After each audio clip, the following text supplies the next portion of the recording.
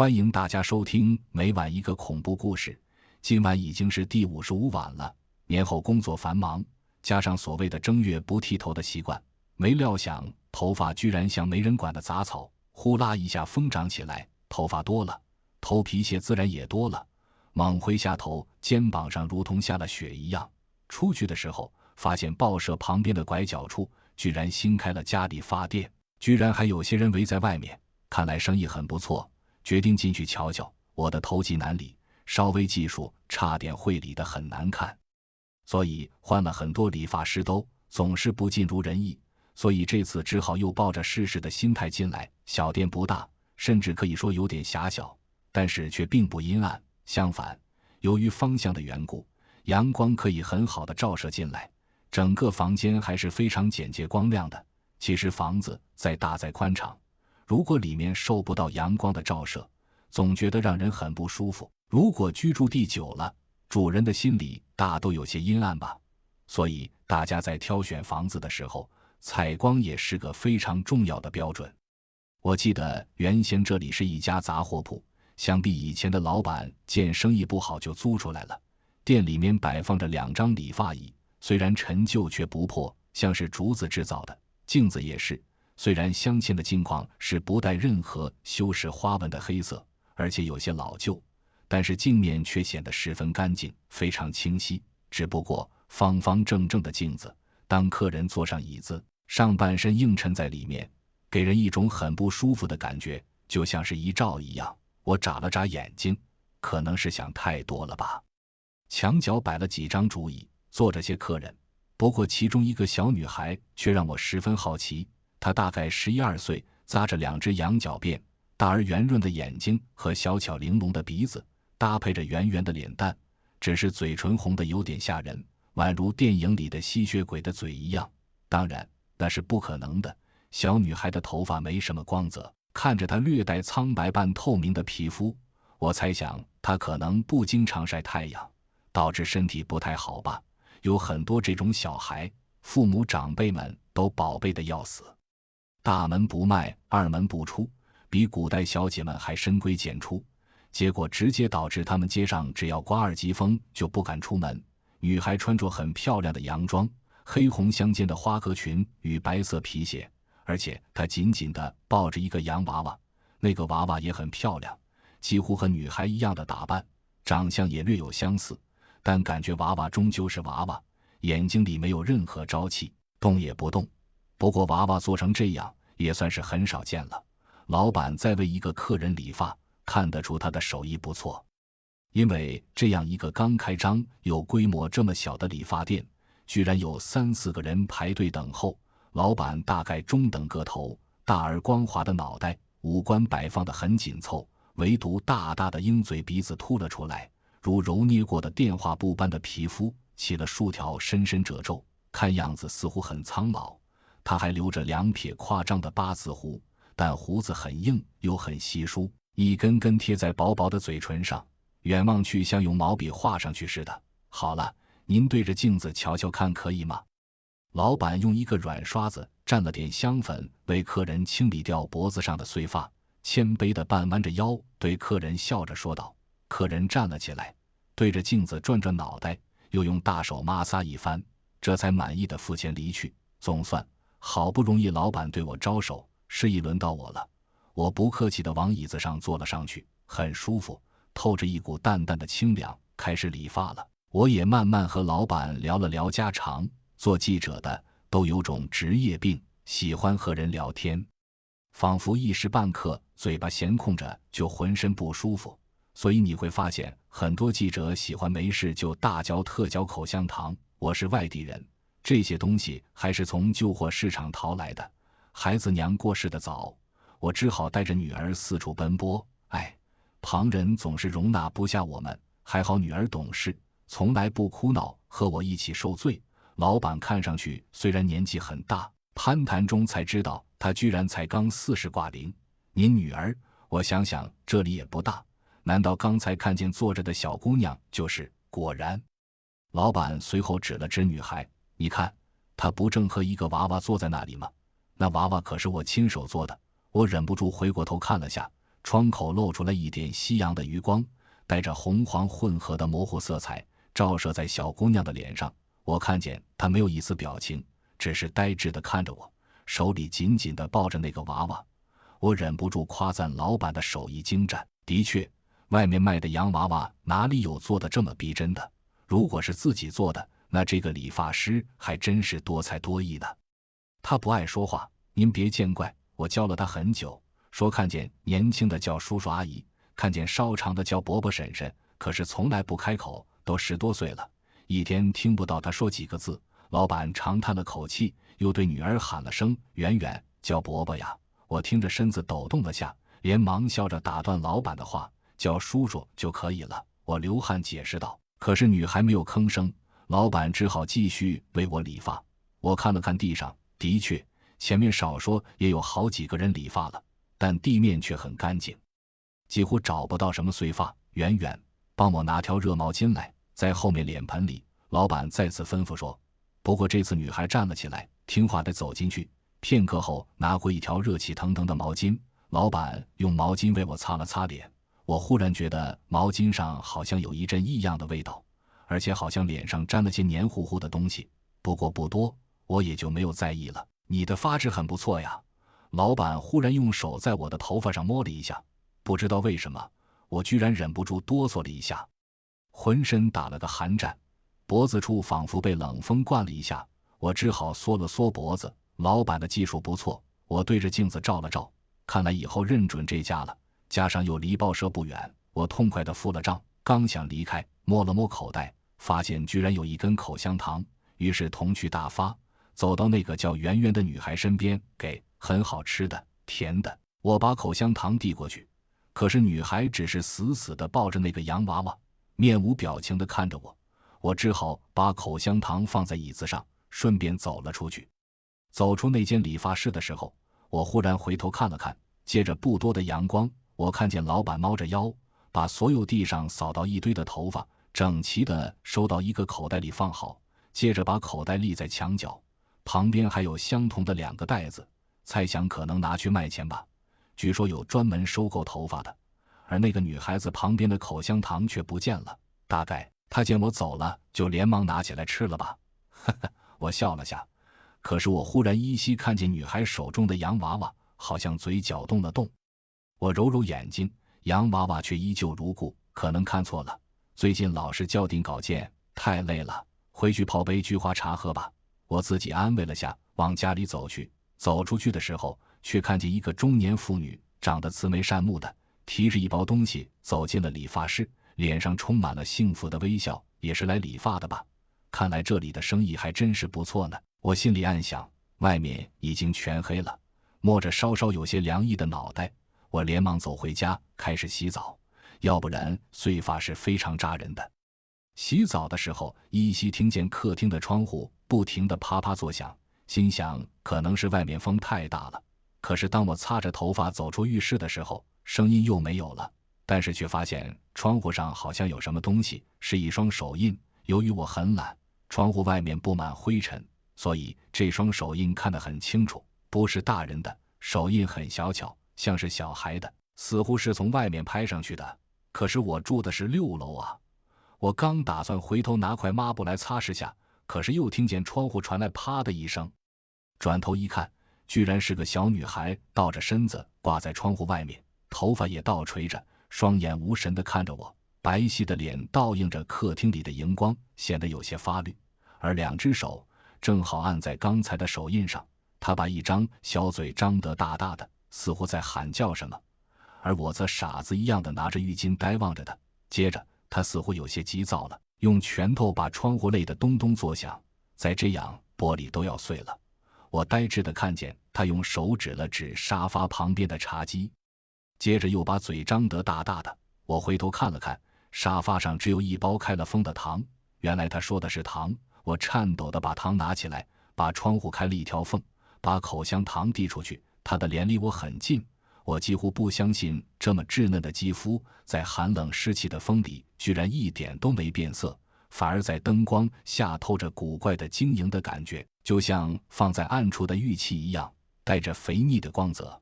这时候女孩才满意的一把抢过口香糖来，连包装纸都没撕开，直接塞进了嘴巴咽了下去，然后冲着我做了个可爱的笑容，接着爬了下去。我打开窗户伸出头一看，发现她如壁虎一般，四肢吸在6楼的墙壁上，快速地向下爬行，爬到中间，忽然又回头看了我一眼，吓得我立即把头缩了回来。许久，当我再次战战兢兢地伸出头去，女孩的身体早已经消失在夜色中。我哆嗦着倒了杯凉水，喝下去之后才稍微觉得清醒些。那个女孩好熟悉，最终我想起来了，这个正是理发店老板的女儿。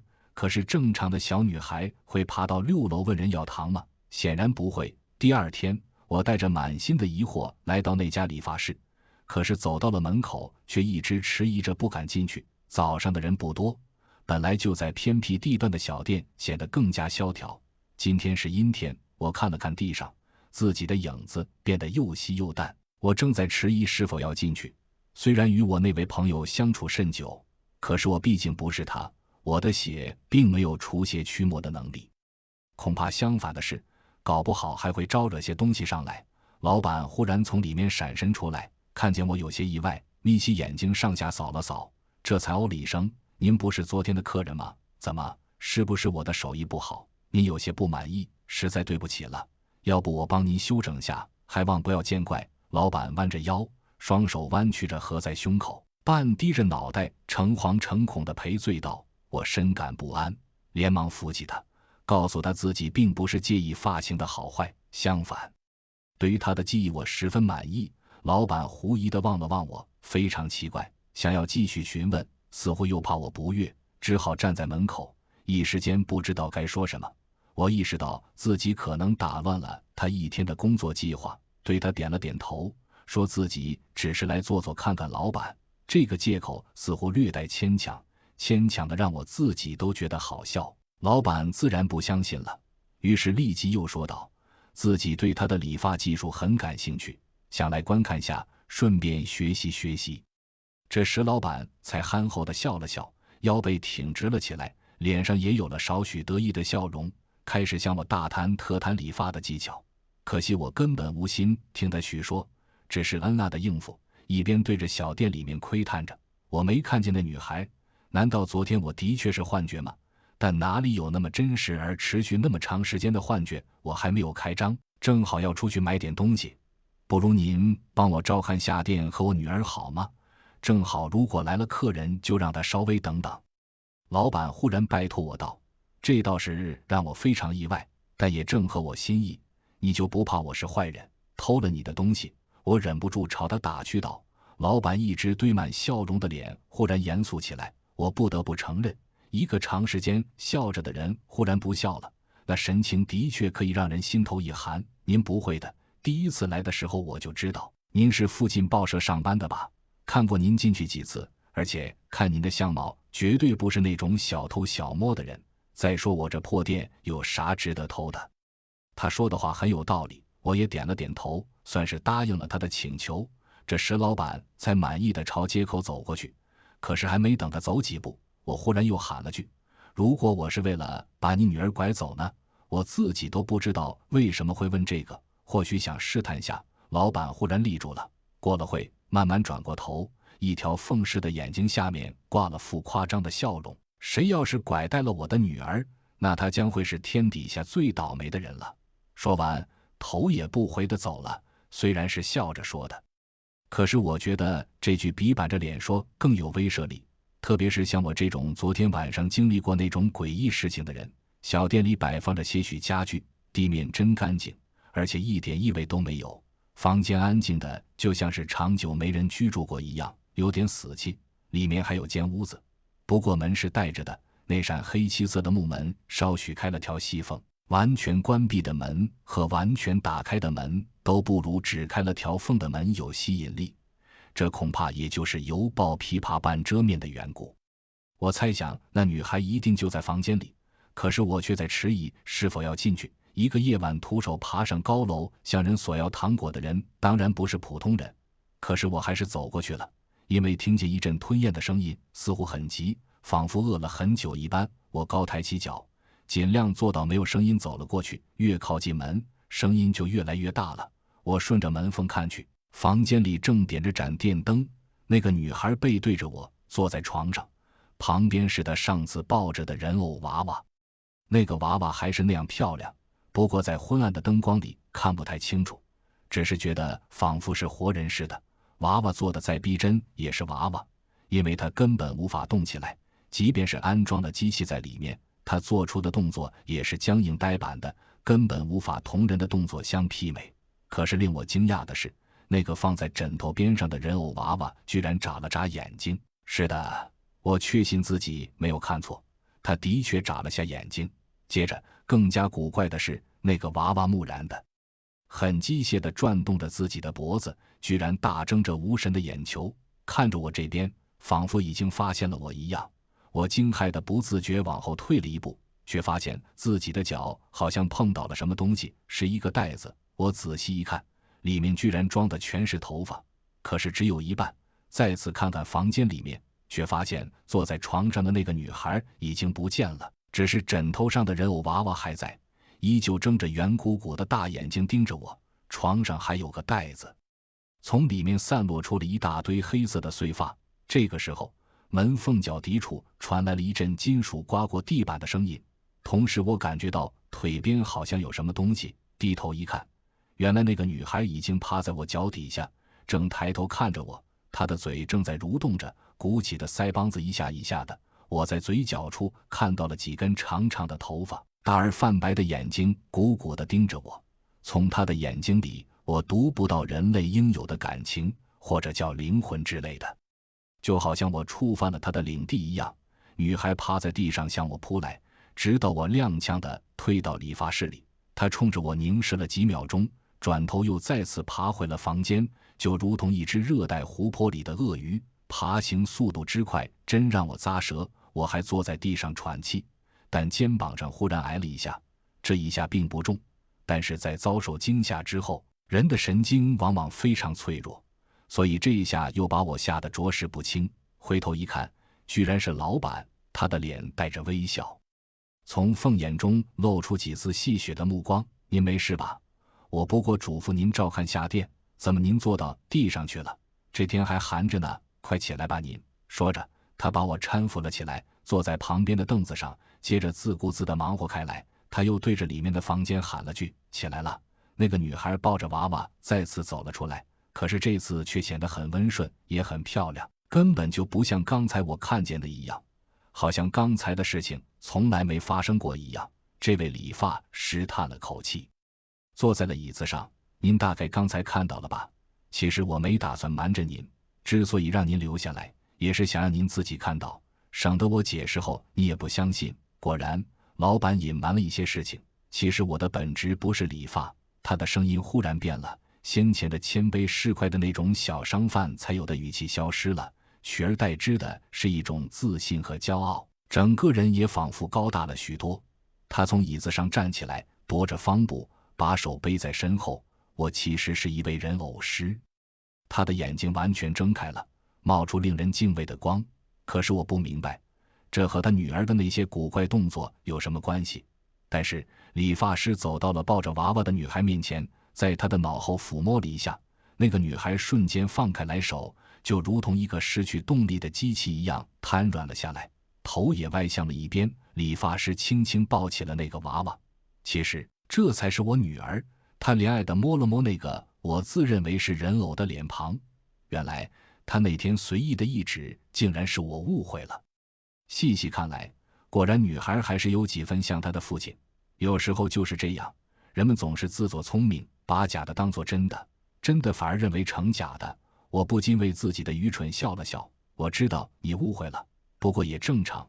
我的女儿患有一种天生的疾病，她的神智经常会陷入无意识中，自然看上去和人偶一样。理发师说得很轻松，但是我相信无论哪个父亲都很难接受这个事实。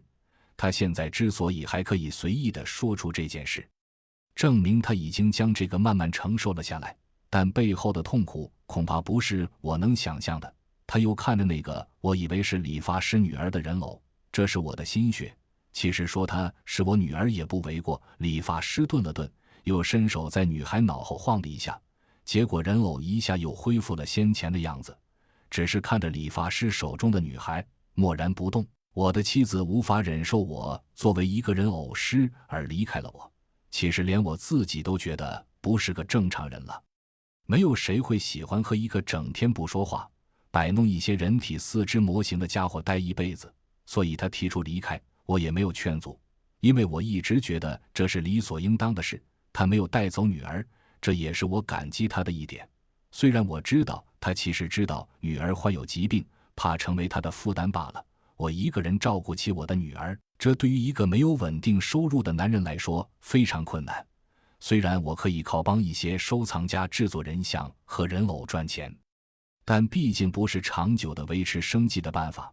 而且由于我这种职业往往被周遭的人所恐惧和厌恶，我不止一次被警察提审，原因大都是我把废弃的人偶部件丢弃的时候吓坏了我的邻居。所以我后来学乖了，所有的部件都统一在偏僻处销毁，而且经常搬家。我要活下去，还要照顾我女儿。忽然我又有了种想法，能不能制造一个从未有过的人偶，甚至可以赋予它人类才有的知觉和动作。这个想法其实也是所有人偶师的梦想，制造出真正的人，而不是人偶。本身这个行当就是一种带着诅咒色彩的职业，因为我们已经威胁到了神的地位啊，只有神才能创造人。不过我还是开始做了，但是面对的困难可想而知。我翻阅大量的古典，请教了行当里的著名人物，但换来的都只有失败的挫折感。房间里堆满了失败的制作品。不过还是在偶然间，我发现人的头发是一种很好的制作材料。在头发里充斥着人的精魄，我产生了一种想法，可不可以制造一个让人的意识控制的人偶，一种类似机器人的人偶。很快它被制造出来，并且我把它和我女儿的思想结合在一起。我无法和你解释这是如何做的，只能说是一种秘术，一种类似于转移思想的方法。很快这个人偶完全被我女儿接受了，从没有任何表情的女儿居然对着这个人偶笑了。我一直担心女儿的成长过程中没有姐妹和母亲这样的女性亲人会影响到她，不过现在放心了，这个人偶虽然不会说话，但是已经可以代替我为女儿做很多事情了。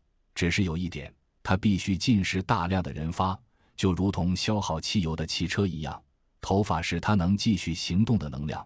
所以我只好学了手理发的技艺，可惜每到一个地方还是迟早会被当地人误会，所以我一直过着颠沛流离的生活。而且现在愿意到我这种小店来理发的人已经越来越少了。理发师把女儿放回人偶的怀抱，人偶则把他女儿重新抱回了房间。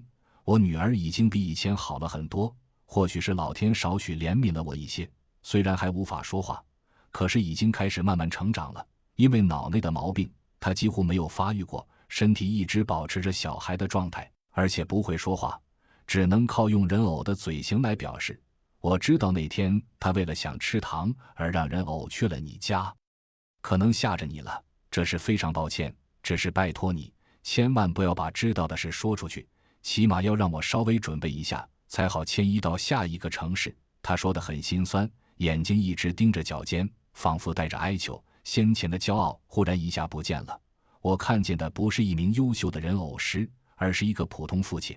这时候我忽然理解了吉普赛人为什么在外人看上去总是喜欢歌舞，总是带着微笑，总是让人觉得放浪形骸，因为他们没有家。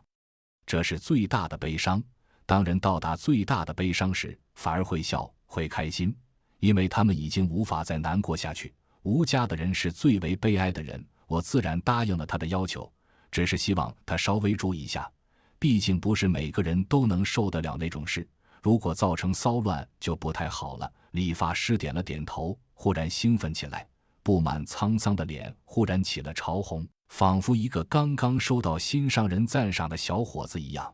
我认识了一个女人，一个非常善良的女人，她也是名人偶师，干我们这行的人很少，互相也不熟悉，对其他人总抱有戒心。可是他还是看出来了我的窘迫，而且可能我们马上就要结婚了。这令我倒是非常惊讶，也很高兴。我看见了他发自内心的喜悦，而我也发自内心的祝福他。本来我想制作一个人偶送给您，又怕你会不喜欢。人偶师低着脑袋，搓着双手，憨厚地笑了笑。我婉言拒绝了，因为我的确很害怕这些。可能我不会害怕一个恐怖的鬼脸模型，但是我绝对不会把一个长得和人一模一样的假人放在家里。这世界最可怕的不是鬼，也不是人，而是极像了人但又不是人的东西。人偶是，那些失去人性的人也是。好了，各位听友，今晚的故事就到这里，让我们一起期待明天第56晚的故事吧。那是一个关于10的故事。